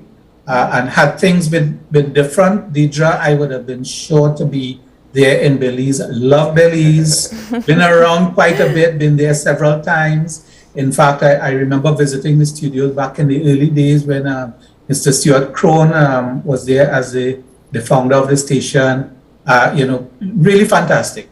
And but getting to the program, the thing is, what we have assembled a team to try to cover what we think are some of the important issues to be addressed by journalists in Belize and throughout the rest of the Caribbean.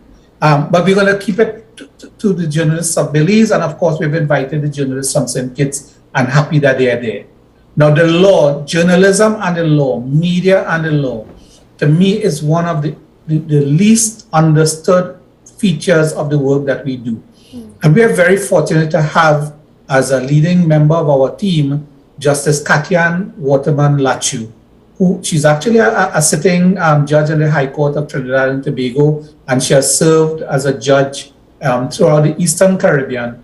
But the thing with Katian is that she started off her working life as a journalist. In fact, she happens to be one of the best feature writers I've ever come across, and we worked together at the Trinidad Express back in the 1980s. So Katian is going to be looking at journalists and the law, and as to support her, and this was not anticipated before, but the thought came to me that one of the laws, one of the areas of law that's frequently overlooked is the whole matter of intellectual property and copyright. And therefore, we've invited Dr. Justin Koo, who is Deputy Dean of the Faculty of Law at the University of the West Indies in St. Augustine, who is going to be present to answer any questions that might go along those lines. Because journalists, I think, very often forget about some of the obligations regarding intellectual property. I'm going to spend some time looking at one of the core issues of journalism, which is the verification process. It's called the journalism of verification. And if you look at verification as one of those key features of the journalism you practice, you'll find that we will be getting things right to a greater degree than we do now. As I was saying, among the three pillars of the ACM is this whole matter of press freedom. And I'm sure that you would recognize that one of the easiest or one of the surest ways that you can find yourself in trouble and being threatened and you're having your freedom being threatened as a journalist is when there is journalistic malpractice. And journalistic malpractice very often comes along because of overt bias, but even more than that, it occurs when there is an absence of a very rigid, rugged verification process within the confines of the media organizations. We're going to spend some time, not enough. Each one of these 4 topics you can do a 5-day program on them, just focusing on them alone. But the next issue has to do with ethical journalism. And where ethics, codes of practice come into play, and the requirement for media enterprises to have their own internal codes of practice, again, to stave off, to keep at a safe distance the official, the hands of officialdom, because there again, the threat is often extended, particularly by politicians, that if you don't learn how to behave yourself, we're going to find ways to police you and to bring you to book. And in the process of doing that, you find that there's a chilling effect on the freedom of the press. And then we're going to look very importantly at the future of Caribbean media. The Media Institute has recently completed a study on media viability in Jamaica. And what we thought is that some of the metrics employed to measure, to assess the prospects for the viability of media in Jamaica can be and ought to be extended throughout the Caribbean so that media entrepreneurs can have a better fix on where they are as commercial entities. And Belize is no exception to the rest of the Caribbean and indeed to the rest of the world in terms of the challenges being faced by social media in particular, and the fact that you have all of these other emerging platforms that are in some instances supplanting the work of the legacy media. But it's important work that we do because, as I said, if you examine closely the pandemic management of our countries, there has been a reliance on the verified and rigorous work of legacy media more than perhaps any other time before. Very true. I can't stress enough the amount of times I think that I have seen not accurate information being shown on the media, and the fact that people get away with posting that kind of information. How do you compete with social media? How do you compete with the slow de-evolution of TV and radio? How are you guys going to tackle that kind of conversation? That is the whole reason for the last last discussion, because we realize that we are in an evolving time, and that media, what is media, has changed over the years, and we are dipping our feet cross-breeding to a large extent. You've seen on our social media where we have so many social media pages that are operating as news pages, and we see a lot of errors in fact in the reporting and errors in discipline in the reporting styles that some of these pages display. And we see our mainstream media, or legacy media as Wesley refers to it, try to compete in terms of timeliness and using the social media platform to put news out. Right. Not just in terms of what we do now with after the newscasts, you know, segments of the news is out there and on the internet, but also throughout the day in trying to beat the clock. Yeah. In my day, beating the clock, we used to do news flashes on TV to kind of beat the competition on presenting teasers for what was going to be on at 6:30. At that time it was 6:30 news, and we went 6:30 to 7, and we were very strict about maintaining a time slot. Now we're doing it on social media, and sometimes you've seen where mainstream media has had to retract a story or edit something that is put on social media. So that is all the reason why for that final discussion, but so that we can look at ourselves introspectively and see where do we fit, and how should we actually be viewing that competition that we are viewing as competition, and where we are supposed to maintain differentiation of ourselves in how we use those platforms. If I can also say this, right? Again, this is observation and the fact that I'm also in the belly of the beast, right? What has been happening more often than not recently is a sort of acquiescence on the part of the legacy media to what is happening on social media, right? Whereby, my way of looking at it, if someone, the citizen journalist, quote unquote, happens to post information of something that is developing, I should take that as a lead and then do my due diligence, the fact checking and everything. I can't be so much concerned with the timeliness at that point, simply because I've already gotten beaten by the citizen journalist, who has a drop on what just took place in his or her neighborhood. They have that on me. What I have is sufficient time to be able to do the homework. Who are the players affected? Who are the people involved? What is the issue at hand? All of that. The onus is on me, the journalist, to be able to flesh that out for my audience. Because the expectation of you as the formal legacy media is much higher. The standards that you have to meet are much higher. The laws and how the laws, or how people will treat you in terms of the legal ramifications for what you put out are different. And so you can't just pander to that, and being first becomes secondary.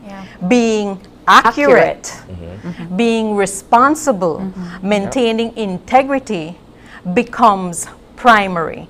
And so you have to... those are the tenets upon which it's built. So you have to reposition yourselves, and you have to step back and think about it, because you're not engaging in gossip, you're not engaging in just a social conversation, you're leading the reporting of facts and the account and holding to account formal structures within your societal construct. And so your level of responsibility and the expected level of performance and integrity are much higher on the legacy media than those social media pages don't go looking for a license. Right. The citizens journalists don't go looking for a license. You do. The public, they may read what the social media platforms put out, but at the end of the day, they're going to fact check that on you. Yeah.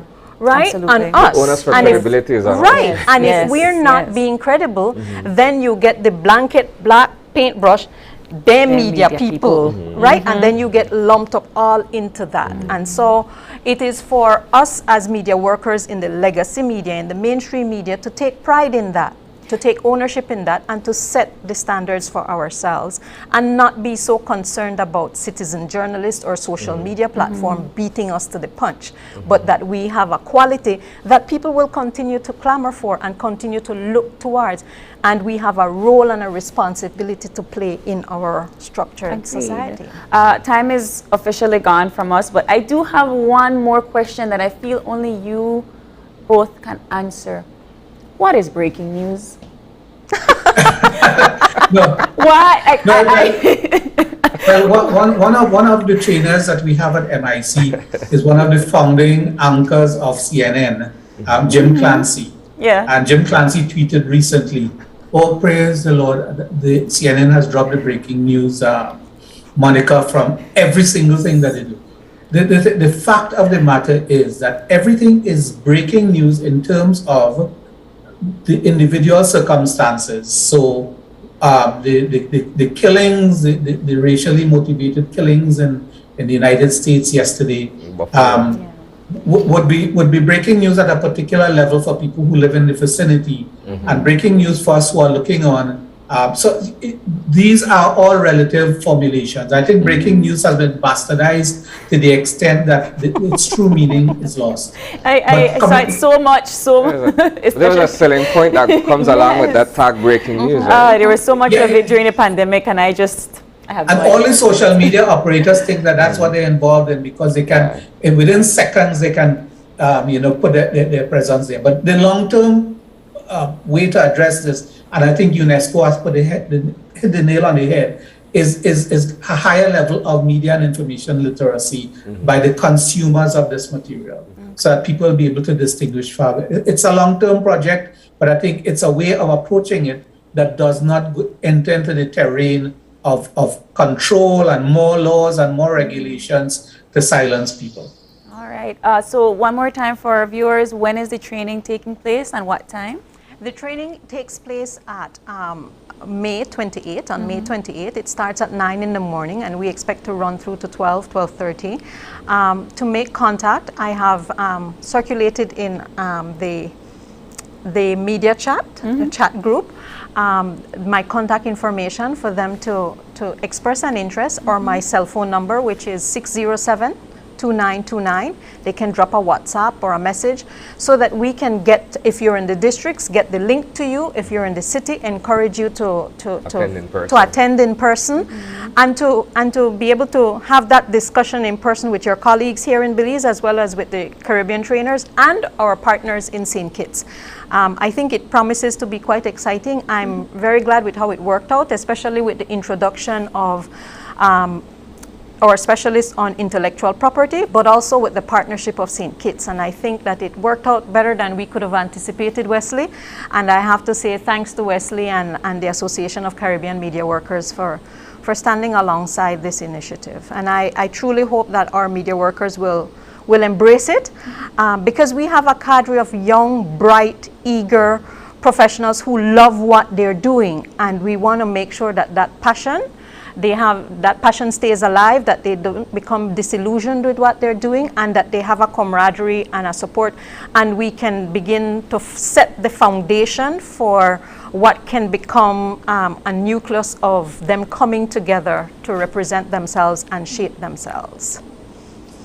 I will never forget in 1998, when they were trying to have the first prime ministerial debate in Belize, and the media was completely bypassed in the organization of that in terms of partnership with the political parties, and they went to spare that organization that existed at the time. And that was like a slap in the face, and how the media was being treated back in 1998. And I think that was what ignited an even bigger fire in me, that something had to be done for us to not be bypassed as a group like that. There was little to no regard for the Fourth Estate at that point in time. Oh, of course. We're struggling now to be formally recognized as such, but back then it was non-existent. And I remember we gathered in a room, at the time it was Fiesta Inn, and the U.S. ambassador was there with us. But you said competing interests, and the competing interests of the owners in the room at that time, it didn't work in our favor either to get ourselves to that table. It just fragmented everything. I think one of the things that I guess people don't think about in terms of the media is that you guys are timekeepers, per se. That's how I see it. You documenting the history that is taking place. You are the primary source of what is happening, and we don't see it now because we're in it. But for somebody like me, when need for know what happening at like 78, I need like a broke down magazine or something like that to find out, right? So it kind of begs that question as to how we take kind of for granted the media house, and how we kind of just expect that you guys to give accuracy without giving you guys that space to be eligible. But thank you both so much for being on the show this morning, and I can't wait to hear the report about the how the training went. Well, thank you for having us, and Wesley, thank you again. All right, and You're most welcome. Thank you. And with that, we'll take our final break, and we'll be back for a wrap-up, so stay tuned.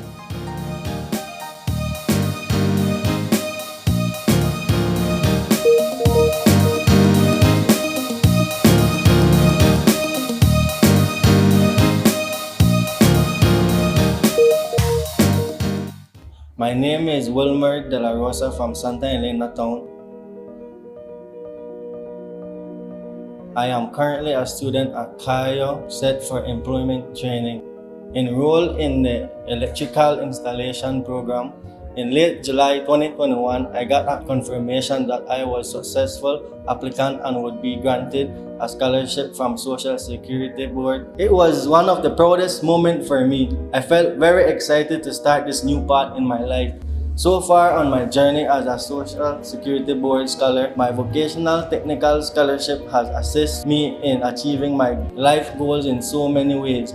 For one, it has renewed sense of purpose, another chance at professional development, and a start at a new career. This opportunity has paved the way for me to excel in life as an individual and as a member of society.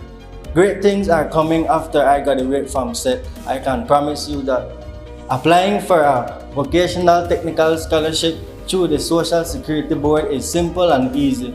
I would advise young people in need to apply. It is possible to create a fulfilling and fruitful life with a Social Security scholarship. Believe in yourself and your abilities and skills. I always say the key is to always keep an open mind and let your determination be your motivation.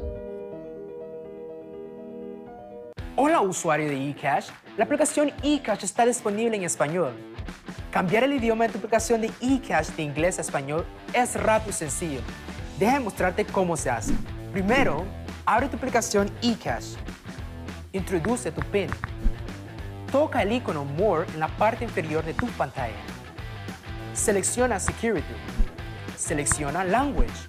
Y luego selecciona Spanish. Vuelve a introducir tu PIN y ya está. Tu aplicación de eCash está ahora en español y puedes seguir disfrutando de tu cartera digital eCash. La aplicación eCash de Belize Bank te hace la vida más fácil.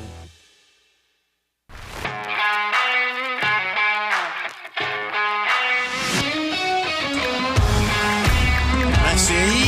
Off goal! What a goal from Leo Messi! What an incredible strike from Leo Messi!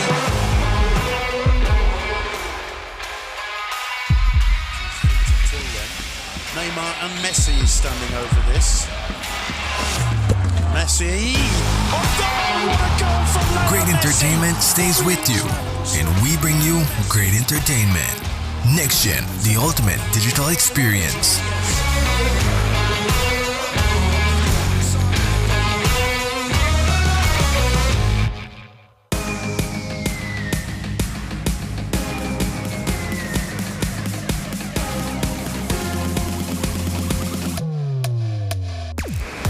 Download the SmartStream app on the Android Play Store and create your account to get access to movies and stream at home or on the go. Prepaid customers can purchase regular data packages or get a discounted rate on a special SmartStream package by dialing 7737. Postpaid customers will be billed monthly. Never miss a movie again with SmartStream.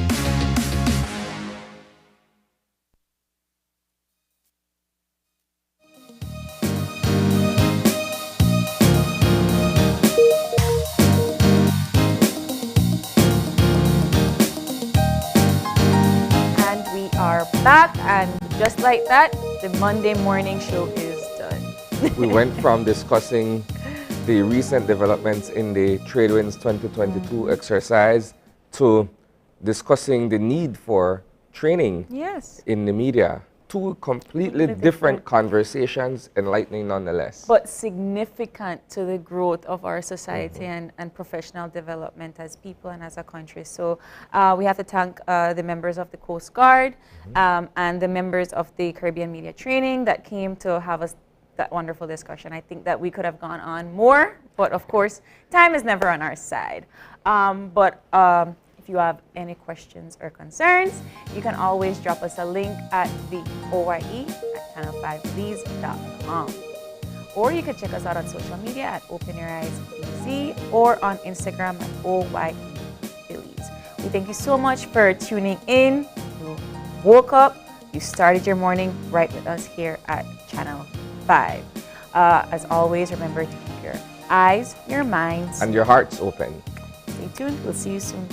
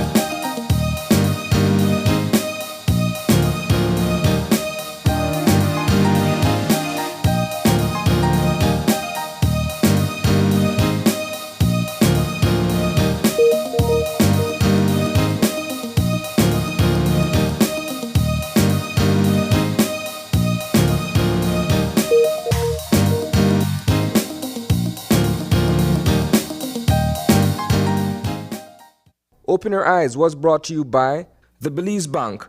Our country, your bank.